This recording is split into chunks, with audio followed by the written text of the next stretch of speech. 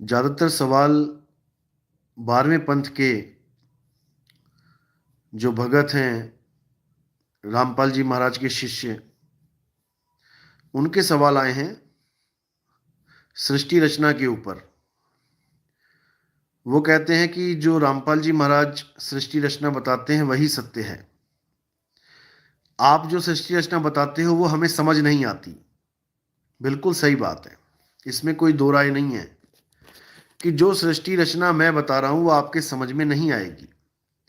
अरे जब धर्मदास जी को 100 बार सुनानी पड़ी वो सृष्टि रचना, तो आप कैसे समझ जाओगे? आप भी नहीं समझ पाओगे, आपको भी 100 बार सुनानी पड़ेगी, तब भी नहीं समझ पाओगे आप तो।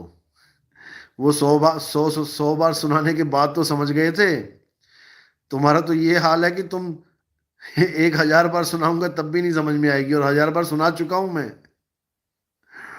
तब भी आपके समझ में नहीं आई। तो जैसे सृष्टि रचना पे सवाल करेंगे आज, शंका समाधान हो जाएगी आपकी, और इन भक्तों को बहुत अच्छा हौसला भी मिलेगा जो रामपाल जी के भगत, 12वें पंथ के भगत, उनको छोड़ छोड़ के हमारे पास आए हैं। आज उन्हें बहुत से ऐसे सवाल मिलेंगे, अगर ये सवाल उन लोगों से पूछ लें, अपने गुरुओं की संगत से या जो भी कोऑर्डिनेटर्स हैं उनसे पूछ लें, तो वो आपको जवाब नहीं दे पाएंगे, उनके हाथ खड़े हो जाएंगे। तो पहला सबसे बड़ा कारण क्या है उनकी सृष्टि रचना गलत होने का? कि उन्होंने कहा कि परमात्मा ने काल को पैदा किया है, जो बिल्कुल गलत है। परमात्मा से कभी ऐसी भूल हो ही नहीं सकती कि वो किसी काल रूपी दुष्ट प्राणी को पैदा कर दे जो उसी के बच्चों के लिए घातक सिद्ध हो जाए। ऐसा कभी हो ही नहीं सकता। ये तो गलती है, त्रुटि है, भूल है, और परमात्मा कभी कोई भूल नहीं करता। जैसे वैज्ञानिक होते हैं, एक ऐसा रोबोट बना दिया जो वैज्ञानिकों के लिए ही खतरा बन जाए, जनता के लिए ही खतरा बन जाए, तो ये भूल इंसान से हो सकती है, ये परमात्मा से नहीं हो सकती।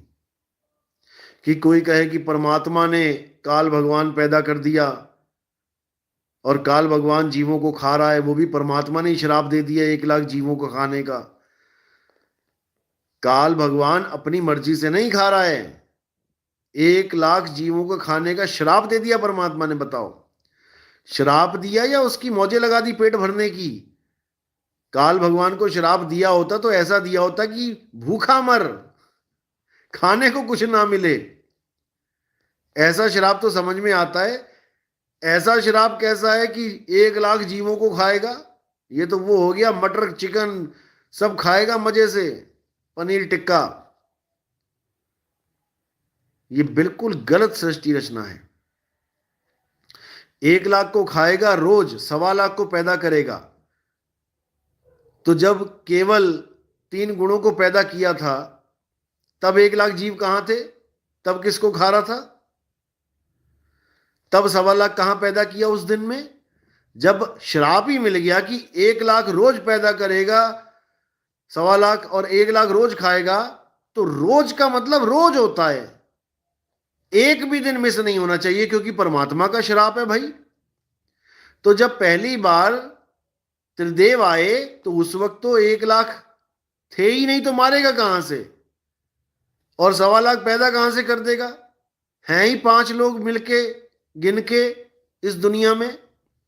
या पहले दिन ही 1 लाख जीव पैदा कर दिए? देवी भागवत पढ़ो, उसमें क्या लिखा है कि ब्रह्मा विष्णु महेश जब पैदा हुए तो वो देख रहे हैं कि हमें किसने पैदा किया भाई, हम यहां कहां से आ गए। उसके बाद एक देवी आई और उनको एक रथ पे, एक हवाई विमान जैसे होता है उड़ने वाला रथ, उस पे ले जाके अन्य अन्य लोगों की सैर कराने लगे। तो जब सैर करा रहे थे तब 1 लाख जीव कहां थे? उस दिन तो श्राप ही झूठा पड़ गया। 1 लाख जीव खाना और 1.25 लाख पैदा करने का मतलब समझते हो कि कितनी आबादी होगी तब, जब 1 लाख जीव मरेगा। आज आप हिसाब लगाओ कि कितने लोग मरते हैं दुनिया में। आज ही आप, आज की गिनती में ही ये कहानी झूठी पड़ जाएगी, ये सृष्टि रचना की कहानी झूठी पड़ जाएगी। कोरोना में कितने लाख मरे हैं,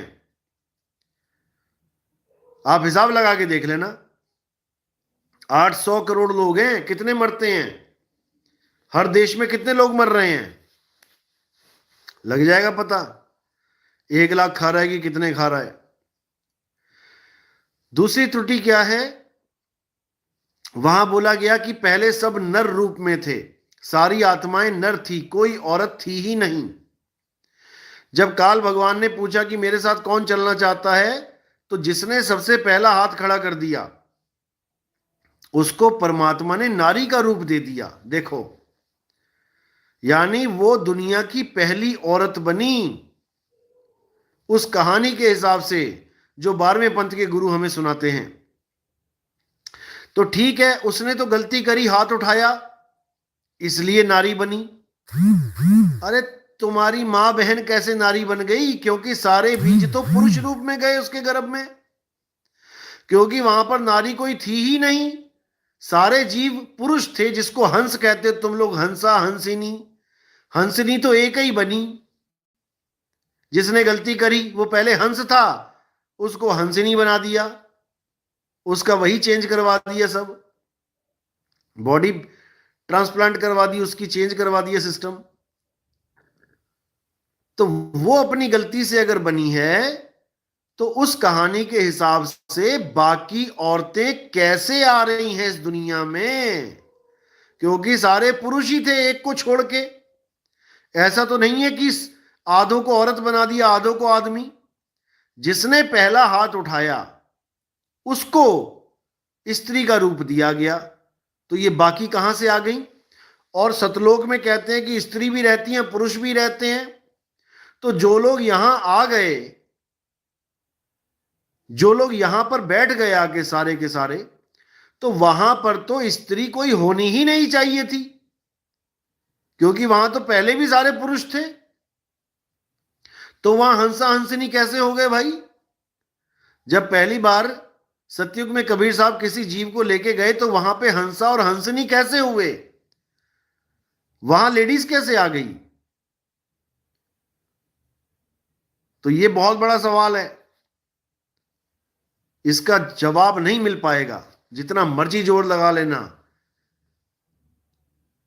तहसील कोऑर्डिनेटर, जिला कोऑर्डिनेटर छोड़ो, स्टेट कोऑर्डिनेटर को भी छोड़ो, नेशनल कोऑर्डिनेटर से पूछ लेना, उसकी आवाज नहीं निकलेगी।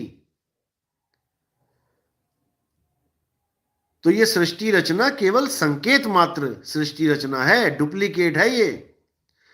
फिर कहते हैं अक्षर पुरुष को सतलोक में क्रोध आ गया, आलस आ गया। तो भाई क्रोध और आलस तो गुण है, गुण में भी दुर्गुण है। अभी 3 गुण तो आए नहीं, उससे पहले ही सतलोक में दुर्गुण आ गए। तो ये कैसे आ गए भाई? सतलोक में भी विकार हैं। विकारी सतलोक में हमने जाके करना क्या है? फिर वही क्रोध, फिर वही काम आ जाएगा। कहते हैं वहां पर भी काम क्रीड़ा हुई, इसलिए परमात्मा ने बाहर निकाल दिया। सतलोक में भी काम क्रीड़ा हो रही है, सतलोक में भी विकार उत्पन्न हुए पड़े हैं। तो ये भाई सांकेतिक ज्ञान है ये सारे। अक्षर पुरुष कौन है? ये सांकेतिक ज्ञान है। काल भगवान कौन है? ये सांकेतिक ज्ञान है। अष्टांगी क्या है? ये सांकेतिक ज्ञान है। 3 गुण क्या है? ये सांकेतिक ज्ञान है। और असली राम क्या है? ये भी सांकेतिक ज्ञान है, जिसको सैन बैन कहते हैं। सैन यानी संकेत, सांकेतिक ज्ञान। सांकेतिक ज्ञान का मतलब सैन बैन, बैन मैंने ज्ञान और सैन मैंने संकेत।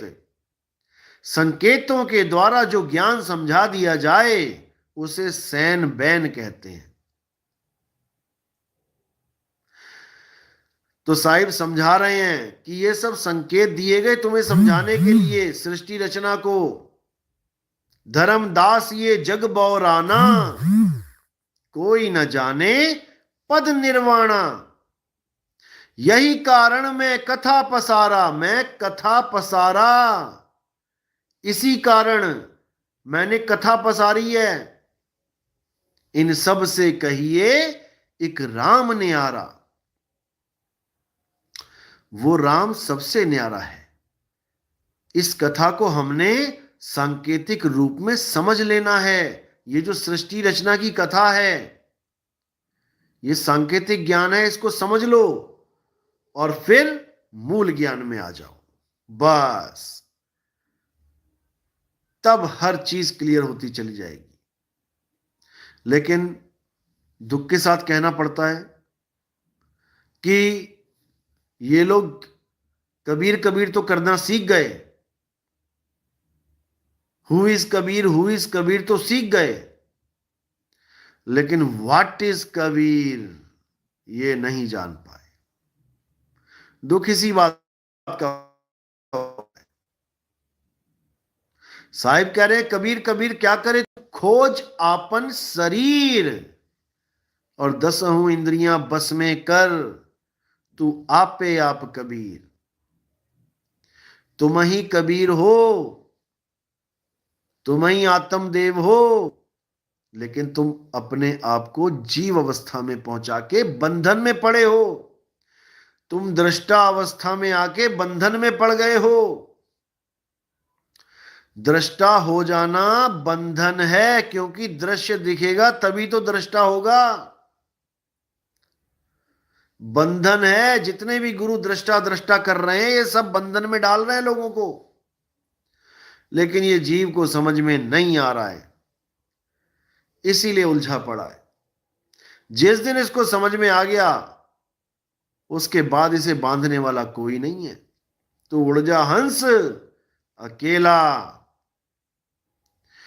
तो इनकी सृष्टि रचना में बहुत से पोल हैं, बहुत से पोल हैं, सोच भी नहीं सकते आप, ऐसे ऐसे पोल हैं।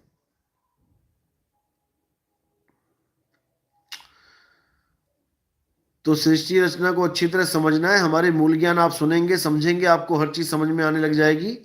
सृष्टि रचना को सैन बैन के द्वारा समझा जाता है। तो हमारे सत्संग 1 नंबर से स्टार्ट करने हैं। आपने जो नए भाई हैं, अभी नए नए जुड़े हैं, अभी नहीं उनको समझ में आ रही बात, आप बिल्कुल हार मत मानना। ये ज्ञान बहुत अटपटा है। कबीर ज्ञान अटपटा झटपट लखा ना जाए, और जो इसको झटपट लखे तो सब खटपट मिट जाए। इसलिए हार नहीं माननी है। सुनते जाओ, सुनते जाओ। परमात्मा की कृपा कब हो जाए पता भी नहीं लगेगा। कब आपको मेरी एक एक बात समझ में आने लग जाएगी। बहुत से भाई ऐसे फोन करते हैं कि हम आपका सत्संग 4 साल से सुन रहे हैं, अब जाकर आपकी बात हमारे पल्ले पड़ रही है कि आप कहना क्या चाहते हो। 4 साल के बाद भाई लोग बता रहे हैं अब समझ में आ रहा है आप कहना क्या चाह रहे हो। आज तक तो समझ में ही नहीं आता था कि आप कह क्या रहे हो, बस देखते रहते थे कि क्या बोल रहे हैं, ये क्या कहना चाह रहे हैं, इतना चीख रहे हैं, कुछ तो है, कुछ तो है जो हमें समझ में नहीं आ रहा। लेकिन जब मालिक ने दया करी तो आज एक एक बात समझ में आ रही है। बहुत खुशी होती है, बहुत खुशी। जब मेरे परमात्मा का एक भी जीव हंस जागता है तो दिल बाग बाग हो जाता है, गार्डन गार्डन हो जाता है, क्योंकि अब उसको मुक्ति मिलेगी। जिस कारण उसने इंसानी चोला लिया, अब उसे वो चीज मिलेगी, और जब उसको वो चीज मिलेगी तब वो निहाल हो जाएगा। और उसकी खुशी का अंदाजा लगा के मुझे इतनी खुशी होती है कि मैं क्या बताऊं। तो बहुत जरूरी है जीवों का जागना, बहुत जरूरी है। उलझाने वाले लाखों बैठे हैं, लाखों। हमारे YouTube चैनल के अलावा आपको जितने भी चैनल ज्ञान वाले दिख रहे हैं, आप यकीन नहीं करोगे, सबके सब या जीव ज्ञानी है, या ब्रह्म ज्ञानी है, या तत्व ज्ञानी है, या दृष्टा ज्ञानी है। इन्हीं चार कैटेगरीज में उलझा उलझा के मार रहे हैं सबको ये।